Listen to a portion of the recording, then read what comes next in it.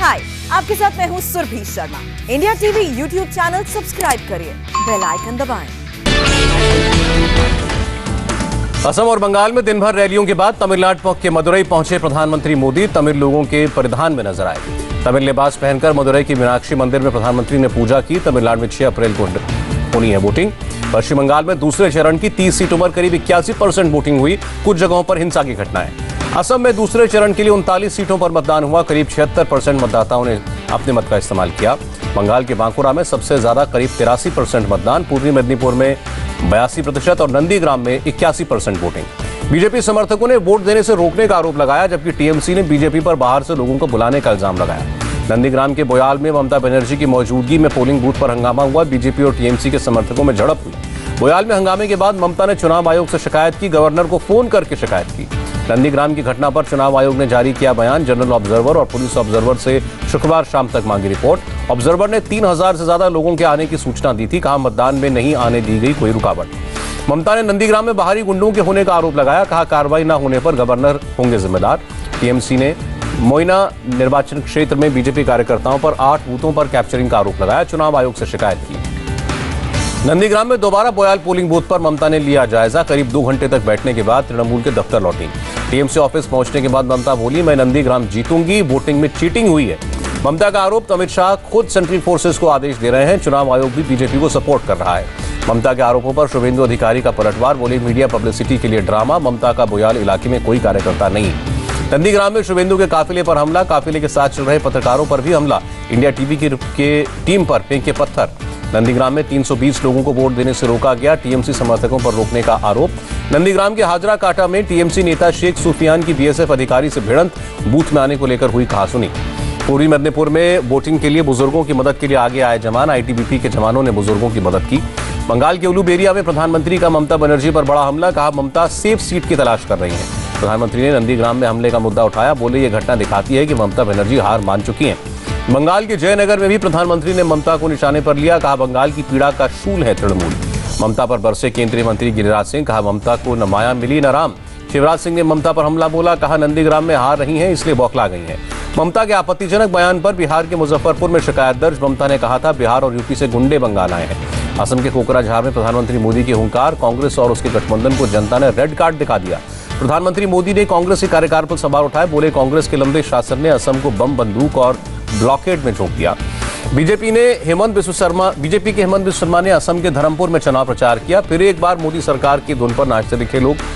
चुनाव आयोग ने हेमंत बिस्व शर्मा को नोटिस दिया। 2 अप्रैल शाम 5 बजे तक मांगा जवाब।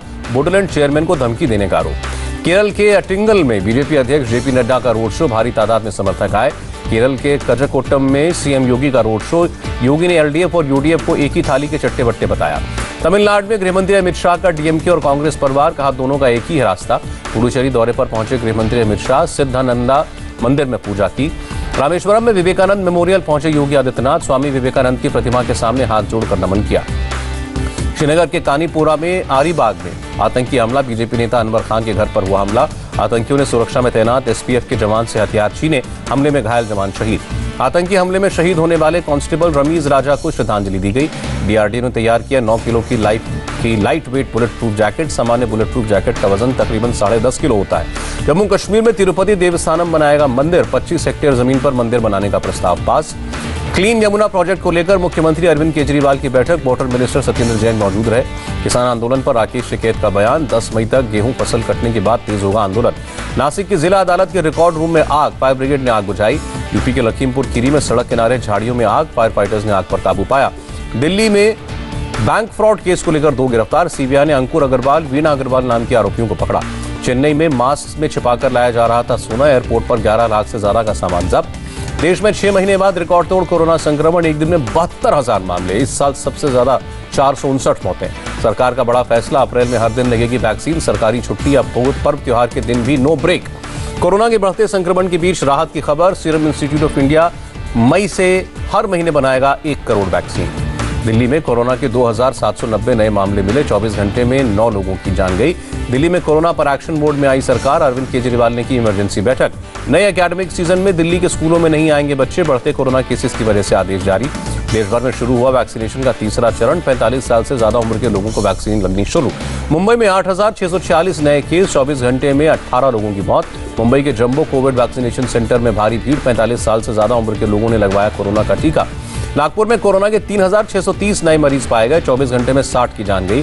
गुजरात में कोरोना के 2,410 नए मामले, 9 मौतें। अहमदाबाद में भी वैक्सीनेशन का तीसरा चरण शुरू। 45 साल से ज्यादा उम्र के लोगों की भीड़ दिखी।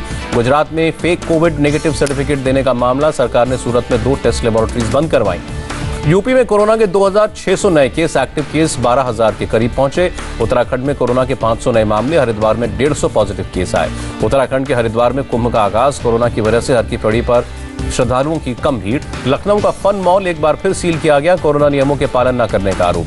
एमपी के छिंदवाड़ा में लगा 3 दिन का लॉकडाउन। आपदा प्रबंधन बैठक के बाद डीएम ने लिया फैसला। केरल में कोरोना के 2,798 नए मामले, एक्टिव केस 26,000 के ऊपर। पटियाला और बेंगलुरु के साई सेंटर्स पर कोरोना टेस्ट। जांच में 30 एथलीट्स और स्टाफ कोरोना पॉजिटिव। दुनिया में कोरोना के मामले 13 करोड़ के करीब, 28,30,000 मौतें। ब्राजील में बुधवार को करीब 4,000 लोगों की मौत हुई। रात में भी कब्रिस्तानों को खोलने का आदेश। कोरोना कहर के बीच फ्रांस ने 4 हफ्ते के लिए पूरे देश में लॉकडाउन लगाया। स्कूल कॉलेज बंद। अमेरिका में जॉनसन एंड जॉनसन की वैक्सीन की 15 मिलियन डोज बर्बाद हुई। मैन्युफैक्चरिंग के दौरान हुई गलती से हुआ हादसा। म्यांमार बॉर्डर के पास चीन के एक शहर में कोरोना के 6 मरीज मिले। पूरे शहर में मास टेस्टिंग कैंप लगाए गए। पाकिस्तान ने 50 साल से ज्यादा उम्र के लोगों का वैक्सीनेशन शुरू। चीन से 10 लाख और डोज खरीदेंगे इमरान खान। स्पेन में फ्रंटलाइन वर्कर्स की जान बचाएगा भारतीय वैक्सीन। 60 साल से ज्यादा के लोगों को लगेगी एस्ट्राजेनेका की डोज। अर्जेंटीना के ब्यूनोस आयर्स में कोरोना रजिस्ट्रेशन बढ़ाए गए। गुरुवार को 113 साल की सबसे बुजुर्ग महिला ने टीका लगवाया। 2019 में हांगकांग में आंदोलन के लिए मीडिया टाइकून जिमी लाई को दोषी ठहराया गया। म्यांमार में सेना के खिलाफ प्रदर्शन जारी। लोगों ने सड़कों पर संविधान की कॉपी जलाई। भारत ने म्यांमार में जारी हिंसा की निंदा की। हिरासत में ले गए सभी नेताओं को छोड़ने की अपील। अगले हफ्ते भारत दौरे पर आएंगे जॉन केरी। जलवायु परिवर्तन से जुड़े मामलों के लिए अमेरिकी राष्ट्रपति के विशेष दूत हैं। अमेरिका के कैलिफोर्निया में फायरिंग, एक बच्चे समेत 4 की मौत। आतंकी को भी सुरक्षा बलों ने गोली मारी। न्यू मैक्सिको और अमेरिका की सीमा से आई हैरान करने वाली तस्वीर। 14 फीट लंबी दीवार से बच्चों को बॉर्डर पार कराते नजर आया स्मगलर। अमेरिका के अलाबामा में नहीं हटी योगा पर रोक। रूढ़िवादियों का आरोप, ये हिंदुत्व को बढ़ावा देने वाला होगा। इटली में माउंट एटना ज्वालामुखी फिर हुआ सक्रिय। 16 फरवरी से अब तक 17 बार टूट चुका है ज्वालामुखी। पाकिस्तान के प्रधानमंत्री इमरान खान का यू टर्न। भारत से कपास और चीनी आयात करने के फैसले को पलटा। स्वेज नहर में कंटेनर शिप फंसने का मामला। मिस्र $1 बिलियन के मुआवजे की कर सकता है मांग। जो बाइडेन का नया मेगा इन्वेस्टमेंट प्लान। प्रधानमंत्री मोदी की तरह रिसर्च और डेवलपमेंट क्षेत्र में भी रोजगार बढ़ाएंगे। कोरोना काल में खूब दौड़ी मालगाड़ियां। 2020-21 में 2% ज्यादा माल ढुलाई। डिजिटल इंडिया की ओर तेजी से कदम बढ़ा रहा है भारत। मार्च में 5 लाख करोड़ के यूपीआई ट्रांजैक्शन। नए वित्तीय वर्ष की शुरुआत हुई। ऑटोमोबाइल इंडस्ट्री पर बुरा असर। ट्रैक्टर और कारें महंगी हुई। छोटी बचत योजनाओं पर मोदी सरकार का यू टर्न। पहले की तरह जारी रहेंगी ब्याज दरें। बुधवार को सरकार ने घटाई थी ब्याज दर। पीपीएफ पर ब्याज दर 0.7% और एनएससी पर ब्याज दर 0.9% कटौती की थी। बढ़त के साथ बंद हुआ शेयर बाजार। 520 अंकों की बढ़त के साथ सेंसेक्स 50,000 के पार। आईपीएल 2021 के लिए मुंबई से चेन्नई पहुंचे कप्तान विराट कोहली। 7 दिन रहना होगा होटल के कमरे में क्वारंटीन।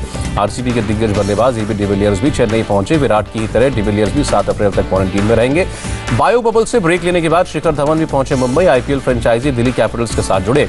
टीम इंडिया के स्पिनर कुलदीप यादव का बयान, इंग्लैंड के खिलाफ खराब प्रदर्शन का नहीं होगा मेरी गेंदबाजी पर कोई असर। राजस्थान रॉयल्स के ऑलराउंडर बेन स्टोक्स ने कहा, आईपीएल खेलने से इंग्लैंड खिलाड़ियों को वर्ल्ड कप में फायदा होगा। आईपीएल में एक बार फिर चुने जाने से खुश है बांग्लादेश के स्पिनर शाकिब उल हसन। कहा, जब भी मौका मिले उसे जाने मत दो। ऑस्ट्रेलिया के स्पिनर नेथन लायन ने स्टीव स्मिथ को कप्तानी देने की वकालत की। अभिनेत्री और बीजेपी सांसद किरण खेर को हुआ ब्लड कैंसर। और रजनीकांत को मिलेगा दादा साहब फाल्के अवार्ड। प्रकाश जावड़ेकर ने किया दक्षिण के सुपरस्टार के नाम का ऐलान। हाय, आई एम सुरभि शर्मा। खबरों से अपडेट रहने के लिए India TV YouTube channel subscribe करिए। साथ में बेल आइकन जरूर दबाएं। जुड़े रहें इंडिया टीवी के साथ।